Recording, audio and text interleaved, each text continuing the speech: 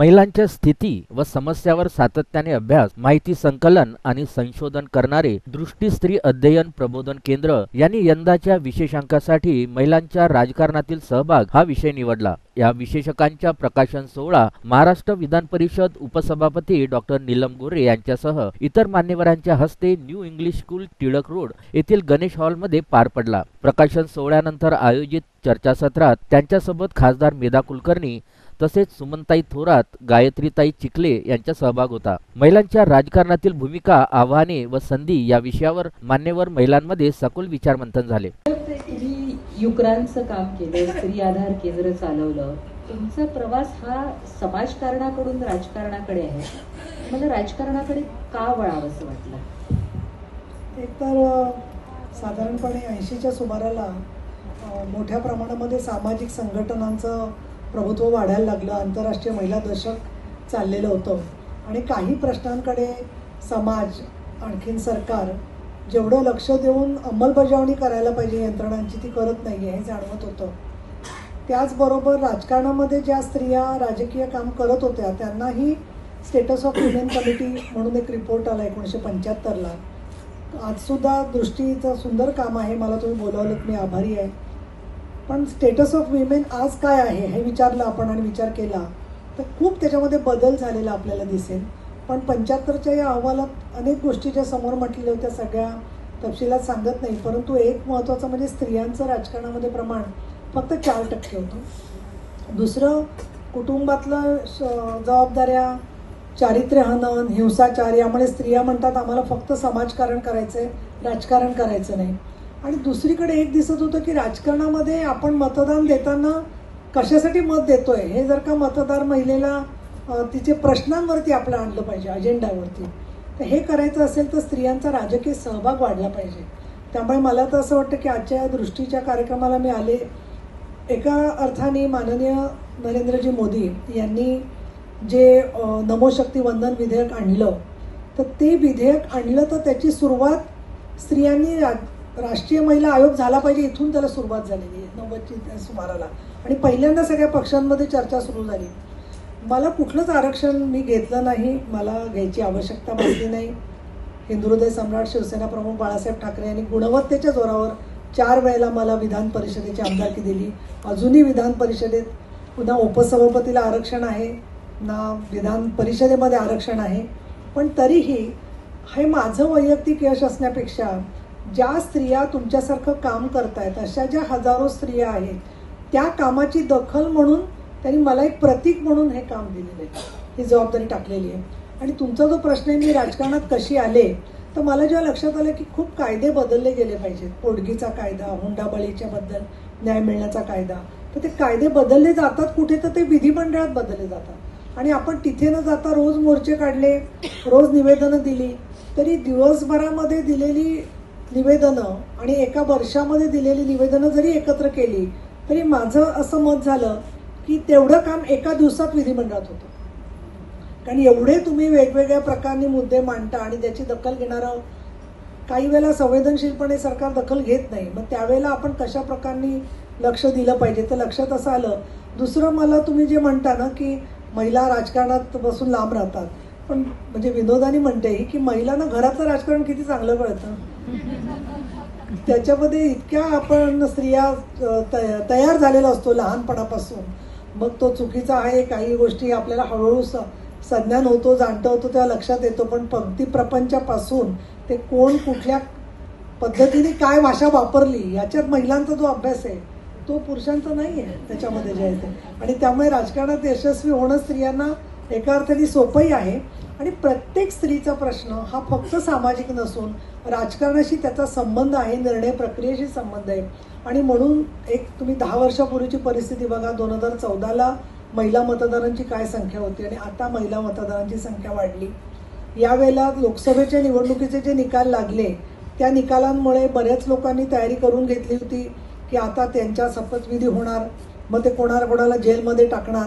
पण प्रत्यक्षामध्ये म्हणजे RSSने केलेलं काम आणि लाडक्या बहिणींनी जी मतदानात जागृती दाखवली त्यामुळे स्त्रिया सत्ताचक्र बदलू शकतात ही जाणीव जी 40 वर्षापूर्वी आम्हाला झाली त्याचं प्रत्यंतर या निवडणुकीत आलं। आणि एका अर्थाने महिलांची वोट बँक तयार झाली आणि आज ती, मी राजकारण आणते असं मानू नका, पण राजकारण आहेच ते, की NDAच्या आणि महायुतीच्या पाठीमागे त्या स्त्रिया आहेत की ज्या पूर्वी अनेक वर्ष काँग्रेसच्या मतदार होत्या, त्यांना आज स्त्रियांच्या कामामुळे त्या जोडल्या गेलेल्या आहेत आणि राजकारण कसं आपल्या जीवनाशी जोडलं गेलं आहे त्याची त्यांना जाणीव होते. परंतु महिला सुरक्षिततेच्या प्रश्नावरती मला आजही जाणवतं की अंमलबजावणीच्या यंत्रणा असतील, कन्व्हिक्शन रेट आहे, दोषसिद्धीचं प्रमाण, याच्यासाठी अजून आपल्यासारख्या संघटनांनी काम केलं तर विजयातही करतातच आहेत, पण जे अभ्यासाचं काम आहे त्याच्यामध्ये SOPs प्रत्येक प्रकारच्या अत्याचारामध्ये पोलिसांनी काय प्रकारने अंमलबजावणी केली पाहिजे अशा कामांच्यामध्ये मैदानी शब्द वापरला शुचिरभूत,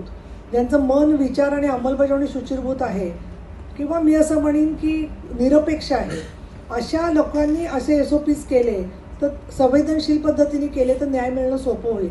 आणि या दृष्टीने मला असं वाटतं की संशोधन आणि कृती याचा जवळचा संबंध आहे. राजकारणामध्ये काम करत असताना खूप चांगले वाईट अनुभव आले, संघर्ष पण तुमच्यासारख्या अनेक जणी आहेत.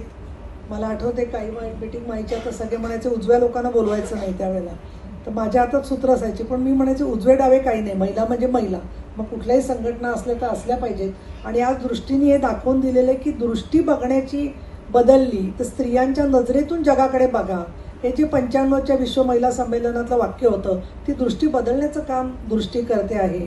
आणि त्यामुळे या राजकारणाच्या मध्ये मला जेवढं त्रास झाला असेल त्याच्यापेक्षाही जास्त विजयाचे क्षण जे मिळाले त्यामध्ये दुसरं, मेधाची आणि माझी फायटिंगची पद्धत थोडी वेगवेगळी आहे. काय बोलायला नाही पाहिजे ते मी सांभाळते, थोडंसं प्रयत्न करते. दुसरं, मेधाला इतकं म्हणजे श्रद्धा आणि सबुरीमुळे परत एकदा संधी मिळाली, पण तुम्हाला राजकारणामध्ये किंवा समाजकारणामध्ये सातत्याने श्रद्धा आणि सबुरी ठेवूनच काम करावं लागतं. निगोसिएशन्स, तुम्हाला हे एक वाटाघाटीचं तंत्र निवडून आलेल्या महिलांना फार आवश्यक आहे. अन्यथा आपण खूप सुंदर वक्तृत्व असलं म्हणजे उलटं असं होतं की बॅकलॅश येतो, त्या स्त्रियांना मागे टाकलं जातं, त्या स्त्रियांना डावलं जातं. इनफॅक्ट जिल्हा परिषदेची अध्यक्ष झाली की आता आमदार होईल म्हणून तिला पद द्यायचं नाही, उद्या खासदार झाली तर मंत्री होईल, आमदार झाली तर भ्रष्टाचारी नसणं, हे एक थोडंसं डिस्क्वालिफिकेशन आहे असं राजकारणात मला वाटतं काही वेळेला, की अगदी सरळ मार्गाने तुम्ही आहात म्हटल्यावरती मग स्त्रियांची संख्या पण कमी आहे. या सगळ्या पार्श्वभूमीवरती मला असं वाटतं की महिलांच्या प्रश्नाचा अजेंडा पुढे नेण्यासाठी उपसभापती म्हणून काम करायला लागल्यावर मला मुख्य एक फायदा झाला की आधी माझ्या नावाला थोडेफार लोक घाबरत होते, पण आता अधिकारी फार घाबरायला लागले. एखाद्या ठिकाणी जर का त्यांनी चुकीची गोष्ट केली तर नुसता फोन केला तरी काम होतं. त्यामुळे किती काम करू आणि किती नाही अशी संधी या कामामुळे मिळाली. आणि त्याच्यातही अर्थात आमचा पक्ष आणि सहकारी पक्ष भारतीय जनता पक्ष यांचा मोठा सहभाग आहे.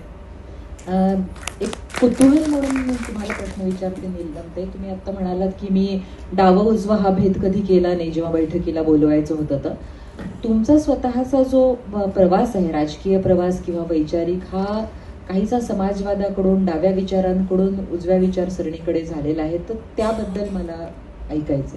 एक असं आहे की गेल्या बाबरी मस्जिदच्या आधीपासूनच द्विध्रुवीकरण राजकारणामध्ये व्हायला सुरुवात झाली आणि एका बाजूला UPA आणि एका बाजूला NDA. त्याच्यामध्ये जॉर्ज फर्नांडिस किंवा अनेक समाजवादी नेत्यांनी अटल बिहारी वाजपेयींचं नेतृत्व स्वीकारलेलं होतं, त्यांची भूमिका घेतलेली होती. आणि मुंबईत जेव्हा बाबरी मस्जिद पडली त्यानंतर मी 43 दिवस मुंबईमध्ये काम करत होते, मी पुण्यात आलेच नाही त्या काळामध्ये. आणि तिथे मी दलित, मुस्लिम, हिंदू अशा वस्त्यांमध्ये काम केलं आणि तिथे जे मला जातीय स्वरूप दिसलं तेव्हा मला असं वाटलं की बाळासाहेब ठाकरेंसारख्या नेत्याबरोबर आपण काम करायला पाहिजे. आणि मग मी वळले त्यांच्या भूमिकेकडे. त्याचबरोबर युतीचं सरकार ज्यावेळेला होतं 95 ते 99, त्यावेळेला मला सांगायला हरकत नाही आहे की आम्हाला विचारलं, सगळ्या महिला संघटनांची बैठक घेतली, अहिल्या रांगणेकर, मृणाल गोरे सगळ्या जणी होत्या, आणि त्याला विचारलं की तुम्ही एक कार्यक्रम असा सांगा की ज्याच्यामध्ये आम्हाला मनोहर जोशी सरांनी आणि गोपीनाथ मुंडे यांनी की जो आम्ही ताबडतोब करू शकतो. तर मी त्यांना तेव्हा असं सुचवलं होतं की 33,000 महिला आहेत महाराष्ट्रामध्ये आणि त्या शेतकरी संघटनेची पण मागणी होती दारूबंदीची आणि गावोगाव आंदोलनं चालली होती.